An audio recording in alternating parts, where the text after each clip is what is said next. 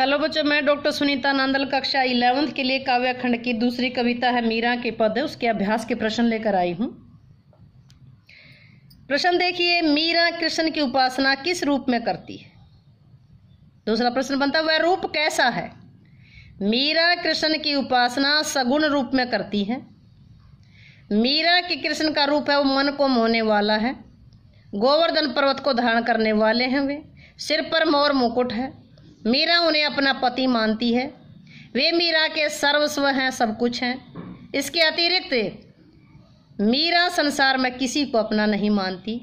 मीरा पति के रूप में कृष्ण को भी की भक्ति करते हुए उनके चरणों में भक्ति के पुष्प समर्पित करती है।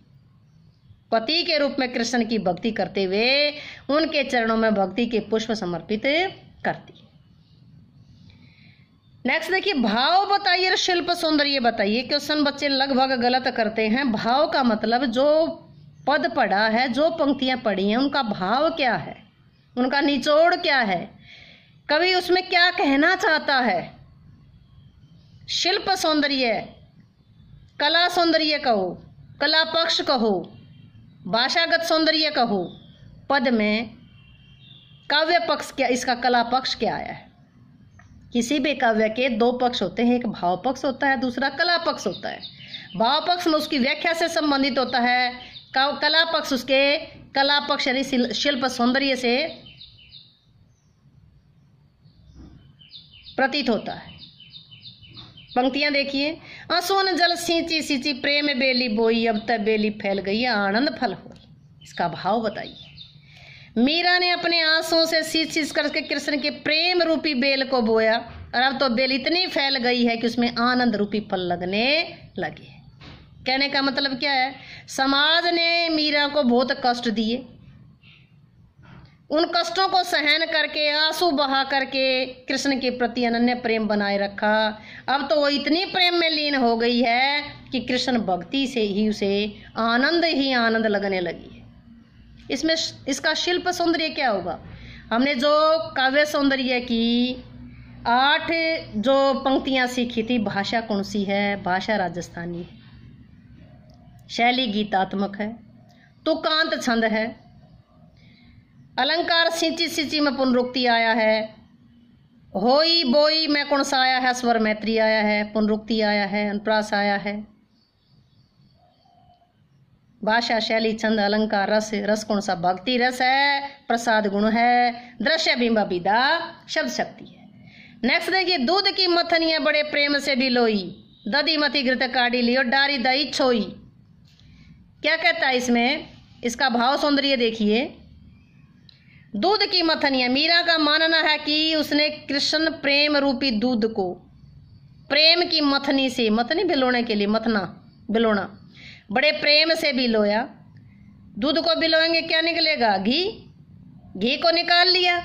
डारी दही छोई, छोई मीन छाछ, छाछ क्या होता है, लस्सी, लस्सी को डाल दिया। लेकिन स्वार्थी संसार जैसे सारहीन तत्वों को त्याग दिया, कृष्ण को अपना लिया। कृष्ण के प्रेम को अपन कृष्ण प्रेम से कृष्ण रूपी सार तत्वों को प्राप्त कर लिया।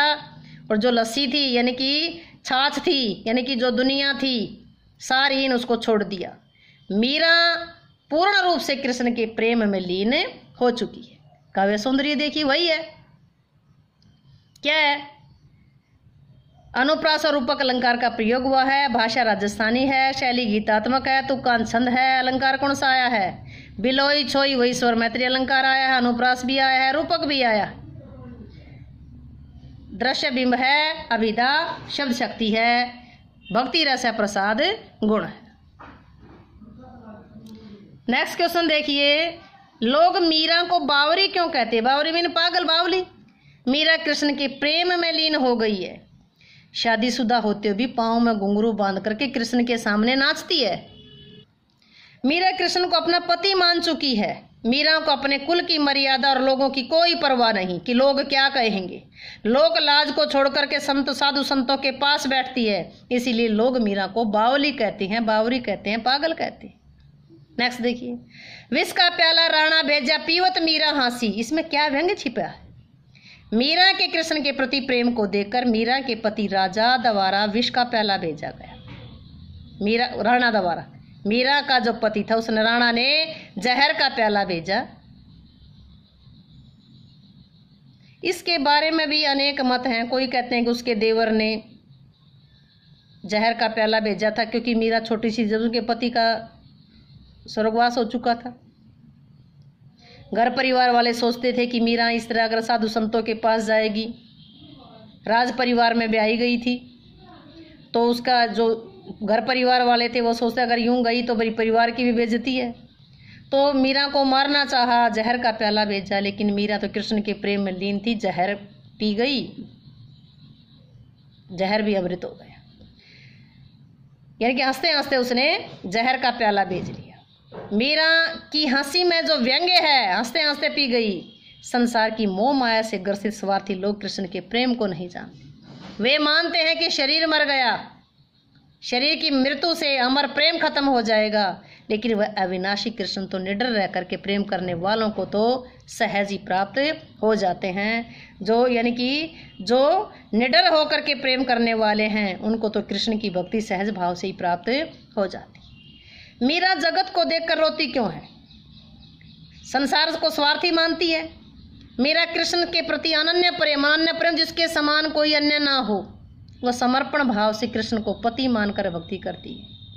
संसार के लोग मीरा को बावली कहते हैं, पागल मान करके उसे कृष्ण से दूर करने की कोशिश करते हैं। मीरा साधु संतों के पास बैठती है, उनको वहाँ मीरा को उनके साथ रहना अच्छा लगता है, कृष्ण भक्ति में लीन रहना चाहती है, पर संसार के लोग उसे कुलनाशिनी कह करके अनेक प्रकार के कष्ट देते हैं। इसी प्रकार मीरा जगत को देखकर रोती है, लेकिन कृष्ण भक्ति में प्रेम का आनंद अनुभव करती है। संसार को देखकर तो दुखी होती है, लेकिन कृष्ण भक्ति व प्रेम का आनंद अनुभव करती है। तो वीडियो अगर अच्छी लगी तो लाइक करें, शेयर करें, चैनल को सब्सक्राइब करना ना भूलें।